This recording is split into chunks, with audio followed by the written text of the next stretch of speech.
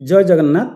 Hello friends, आज आम जानिबा संस्कृत जो विषयटी अच्छी तार सीजी जानिबा एवं सीएस जानिबा करिकुलम गोल एंड सीएस ता सहित आम कौन जानिबा लेसन प्लान ये जो पंचपदी पाठटिका पंचपदी पाठ योजना संस्कृतर सप्तम अष्टम श्रेणी पर आम जानिबा।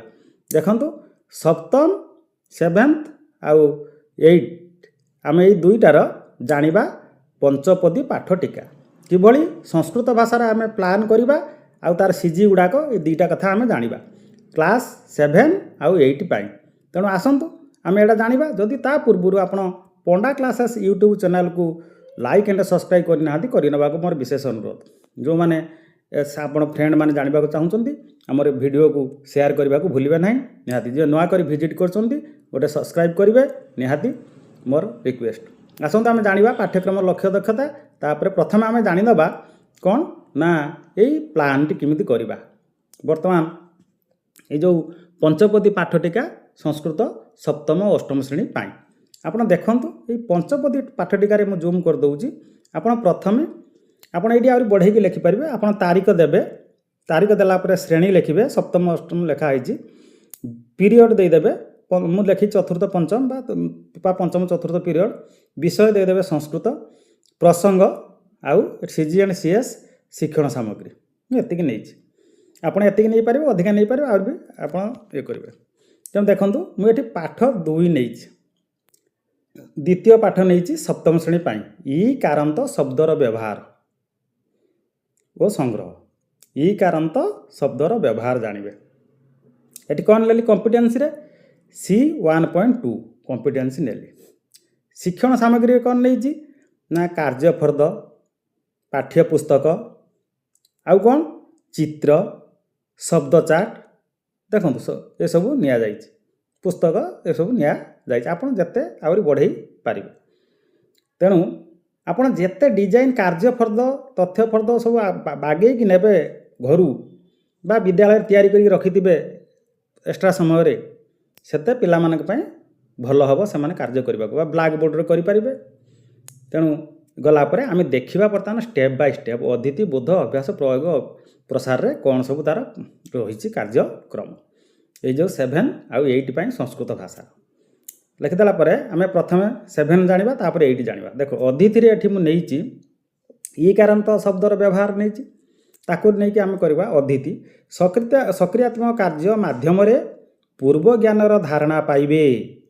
प्रश्न माध्यम चित्र रे कौन देखुच तुम्हें पढ़ी ये चित्र को देखी तुम्हें कही पारिबो कि बा चित्र पठन करि पारिबो कि तुम आखपाखरे यही सब जिनस देखिच कि तांको प्रश्न पचारिबे। तापर आसला बोध। बोधरे पाठ्यपुस्तक पठन करिवे।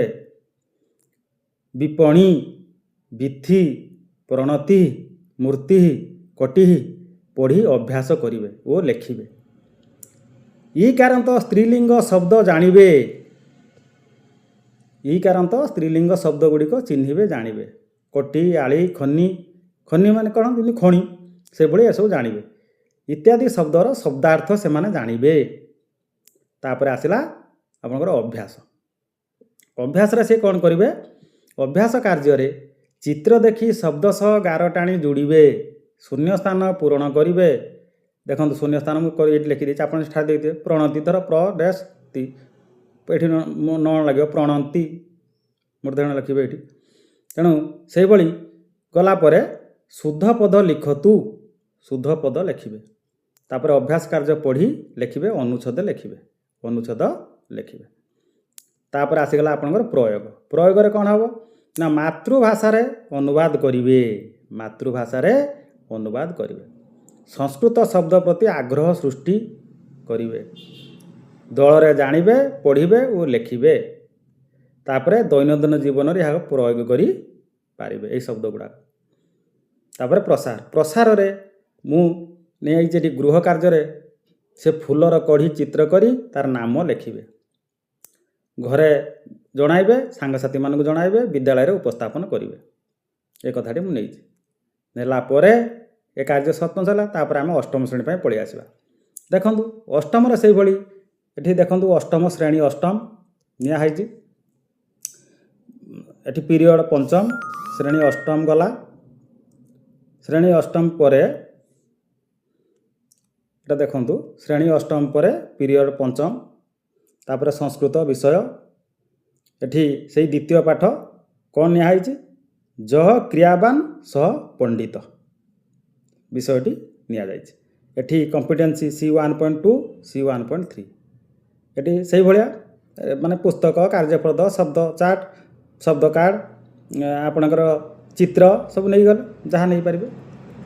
ତାପରେ ଆସିଗଲା ଆମେ ଅଦିତି। ବିଷୟ ଆଧାରିତ ସକ୍ରିୟାତ୍ମକ କାର୍ଯ୍ୟ କରି ପୂର୍ବ ଜ୍ଞାନର ଧାରଣା ପାଇବେ। ବିଷୟ ପ୍ରତି ରୁଚି ରଖିବେ। ଚିତ୍ର ପଠନ ପରେ ପ୍ରଶ୍ନ ଉତ୍ତର କାର୍ଯ୍ୟକ୍ରମ କରିବେ। ଏହି କାର୍ଯ୍ୟଟି କିପରି ଲାଗିଲା? ଆଗରୁ ଏମିତି କେବେ କାର୍ଯ୍ୟ କରିଛ କି? ଆଉ ଖେଳ ଖେଳିଛ କି? ଏଇଭଳି ସବୁ ପ୍ରଶ୍ନ ତାଙ୍କୁ ପଚାରିବେ। ପଚାରିଲା ପରେ ତାପରେ ଆସିଗଲା ବୋଧ। ବୋଧରେ କ'ଣ ହେବ?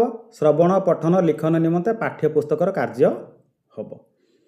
ଗ୍ରାମବାସୀ କେଉଁଠି ମେଳି କରୁଥିଲେ? ମାଧବ ଓ ରାଘବର ଚରିତ୍ର ତୁମକୁ କାହାର ଚରିତ୍ର ବେଶୀ ଭଲ ଲାଗିଲା? ଏ ପଚାରି ସାରିଲା ପ୍ରଶ୍ନ ପରେ ସଂସ୍କୃତର ଲିଖନ କାର୍ଯ୍ୟ କରିବେ। ସଂସ୍କୃତର ସେ ଲେଖିବେ, ସେ କାର୍ଯ୍ୟ କରିବେ। କରିସାରିଲା ପରେ ଅଭ୍ୟାସ କାର୍ଯ୍ୟ ଆସିଲା। ଅଭ୍ୟାସ କାର୍ଯ୍ୟରେ ଅନୁବାଦ କାର୍ଯ୍ୟ କରିବେ। ଅନୁଚ୍ଛେଦ ଲେଖିବେ। ସଂସ୍କୃତ ଶବ୍ଦର ଓଡ଼ିଆ ଅର୍ଥ ଜାଣିବେ। ଭ୍ରମିତ୍ୱା ମାନେ ଭ୍ରମଣ, ଟିକେ ମୁଁ ଗୋଟେ ଠାର ଦେଇଛି, ଆପଣ ସେଇଟା ଜାଣିବେ। ସନ୍ଧି ବିଚ୍ଛେଦ କରିବେ। କିନ୍ତୁ କିମ୍ ଯୁକ୍ତ ତୁ କିନ୍ତୁ, ନାସ୍ତି ନ ଯୁକ୍ତ କ'ଣ ଅସ୍ତି ନାସ୍ତି, ସେ ତାପରେ କରିସାରିଲା ପରେ ସନ୍ଧି ବିଚ୍ଛେଦ ପରେ ଶୂନ୍ୟ ସ୍ଥାନ ପୂରଣ କରିବେ। ଶୂନ୍ୟ ସ୍ଥାନ ପୂରଣ କରିବେ। ତାପରେ ଆସିଗଲା କ'ଣ ନା ପ୍ରୟୋଗ। ପ୍ରୟୋଗରେ କ'ଣ କରିବେ? ମାତୃଭାଷାରେ ଅନୁବାଦ କରିବେ। କ ସ୍ତମ୍ଭ ଖ ସ୍ତମ୍ଭ ମିଳନ କରିବେ। ଏକ ପଦରେ ଉତ୍ତର କହିବେ ବା ଗୋଟେ ଧାଡ଼ିରେ କହିବେ ଏକ ପଦ। ତେଣୁ ସେଟା କରିବେ ତୁମେ ସର୍ଟ ଟାଇପ୍ର, ଯେମିତି ଆମର ଭାରତର ରାଜଧାନୀ ଦିଲ୍ଲୀ, ସେଭଳି ସର୍ଟ କ୍ୱେଶ୍ଚନ୍ କାର୍ଯ୍ୟକ୍ରମ ହେବ। ଏକ ପଦରେ ପ୍ରକାଶ କର, ଏକ ପଦରେ ଉତ୍ତର ଲିଖନ, ଏଭଳି କାର୍ଯ୍ୟକ୍ରମ ହେବ। ହେଇସାରିଲା ପରେ ତାପରେ ଆସିଗଲା ପ୍ରସାର। ପ୍ରସାରରେ ଏଠି ସିଏ ଗୃହ କାର୍ଯ୍ୟ ବା ପ୍ରକଳ୍ପ କାର୍ଯ୍ୟ କରିବେ। এই ଗୃହ କାର୍ଯ୍ୟ ଯେତେବେଳେ କରିବେ, ପ୍ରକଳ୍ପ କାର୍ଯ୍ୟ କରିବେ, ସେଟା ଆପଣ ତାଙ୍କ ଶ୍ରେଣୀ ଅନୁସାରେ ଦେବେ। ସେଇ ପାଠ୍ୟପୁସ୍ତକ ବିଷୟ।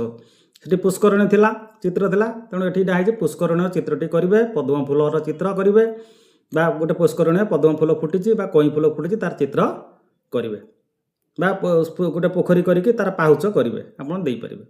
କରିବେ, ତାଙ୍କ ଘରେ ଦେଖେଇବେ ଚିତ୍ରକୁ, ସାଙ୍ଗସାଥିକୁ ଦେଖେଇବେ, ଏବଂ ବିଦ୍ୟାଳୟରେ ମଧ୍ୟ ଆସିକି ତା ପରଦିନ ଦେଖେଇକି ଉପସ୍ଥାପନ କରିବେ। ଏଭଳି କାର୍ଯ୍ୟ କରିବେ। ତେଣୁ ଏଇ କାର୍ଯ୍ୟକ୍ରମଟି ତେଣୁ ଦେଖନ୍ତୁ, ଏଇଟା ଆପଣ ସ୍କ୍ରିନଶଟ୍ ନେଇପାରିବେ। এইଭଳି ଆପଣ କରିବେ। ମୁଁ ଟିକେ ଛୋଟ କରିଦେଲି, ଦେଖନ୍ତୁ ଜୁମ୍ ହେଇଯାଇଥିଲା। ତେଣୁ ଏଇଭଳି କଲା ପରେ ଏ କାର୍ଯ୍ୟକ୍ରମଟି ଆପଣଙ୍କର ସଂସ୍କୃତ ଭାଷା ସରିଗଲା। ତାପରେ ଆମେ ପଳେଇ ଆସିବା ଏହାର ପାଠ୍ୟକ୍ରମର ଲକ୍ଷ୍ୟ ଓ ଦକ୍ଷତା। ଦେଖନ୍ତୁ CG1ରେ ଦେଇଛି କ'ଣ ନା ଏସବୁ ଦେଇଛି। ଦୈନନ୍ଦିନ ଛାତ୍ରଛାତ୍ରୀମାନେ ଦୈନନ୍ଦିନ ପାରସ୍ପରିକ କ୍ରିୟା ପାଇଁ ପ୍ରଭାବଶାଳୀ ଯୋଗାଯୋଗ ଦକ୍ଷତା ବିକଶିତ କରିବେ, ବର୍ଣ୍ଣନା କରିବେ, ବର୍ଣ୍ଣନା କରି ଧାରଣା ପ୍ରକାଶ କରିବାର ସେମାନଙ୍କର ମୌଖିକ କ୍ଷମତାକୁ ବୃଦ୍ଧି କରିବେ। ଏଇଟା ଯେଉଁଠି ଆସୁଥିବ ଆପଣ ସେଇଠି CG1 ଲେଖିଦେବେ। କମ୍ପିଟେନ୍ସି ଏଠି ଦେଖ 1.1 ବିଷୟ ସହିତ ଆଲୋଚନାକୁ ପ୍ରାସଙ୍ଗିକ କରିବେ। 1.2ରେ କ'ଣ ହେବ ଏଠି ନା ଦେଖ ବିଭିନ୍ନ ପାଠ୍ୟ ଗଳ୍ପ, କବିତା ଏବଂ ଆଲୋଚନା ଶୁଣିବେ। ଶୁଣୁଥିବା ସାମଗ୍ରୀ ମୂଳ ଧାରଣା ଗୁଡ଼ିକୁ ସଂକ୍ଷେପ କରିବେ।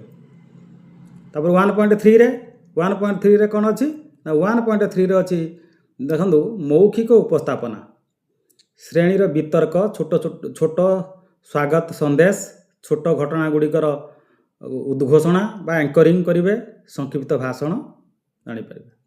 ତାପରେ CG2 ପାଠ୍ୟକ୍ରମ ଲକ୍ଷ୍ୟ 2 ଆସିଲା କ'ଣ ଛାତ୍ରଛାତ୍ରୀମାନେ ପଠନର ସହଜତା ଏବଂ ବୁଝିବା ସହିତ ପଢ଼ିବାର କ୍ଷମତା ବିକଶିତ କରିବେ। ଏଠି 2.1ରେ କ'ଣ ଦକ୍ଷତା ଆସିଲା? ଦକ୍ଷତା ଆସିଲା 2.1ରେ ଦେଖନ୍ତୁ ଉପଯୁକ୍ତ ବିରାମ ଏବଂ ସ୍ୱର ସହିତ ଯଥାର୍ଥତା ଏବଂ ସହଜତା ସହିତ କାହାଣୀ ଏବଂ ଅଂଶ ଗୁଡ଼ିକୁ ପଢ଼ିପାରିବେ। ତାପରେ 2.2ରେ ଆସିଲା କ'ଣ କାହାଣୀ, କବିତା, କଥାବାର୍ତ୍ତା, ପ୍ରାଚୀରପତ୍ର, ପୋଷ୍ଟର ଏବଂ ନିର୍ଦ୍ଦେଶାବଳୀର ଅର୍ଥ ଏବଂ ପାଠ୍ୟର ମୁଖ୍ୟ ଧାରଣାକୁ ବୁଝିବେ। ତାପରେ ଆସିଗଲା CG3 CG3 ଛାତ୍ରଛାତ୍ରୀମାନେ ସେମାନଙ୍କର ବୁଝାପଣା ଅଭିଜ୍ଞତା ଭାବନା ଓ ଧାରଣାଗୁଡ଼ିକୁ ଲିଖିତ ଭାବରେ ପ୍ରକାଶ କରିବାର କ୍ଷମତାର ବିକଶିତ କରିବେ। ତାପରେ 3.1 ଏଠି କ'ଣ ହେବ, ସେମାନଙ୍କର ପିଲାମାନଙ୍କର ବୁଝାପଣା ଏବଂ ଅଭିଜ୍ଞତାକୁ ପ୍ରକାଶ କରିବା ପାଇଁ ଏକ ଅନୁଚ୍ଛେଦ ସେମାନେ ଲେଖିପାରୁଥିବେ।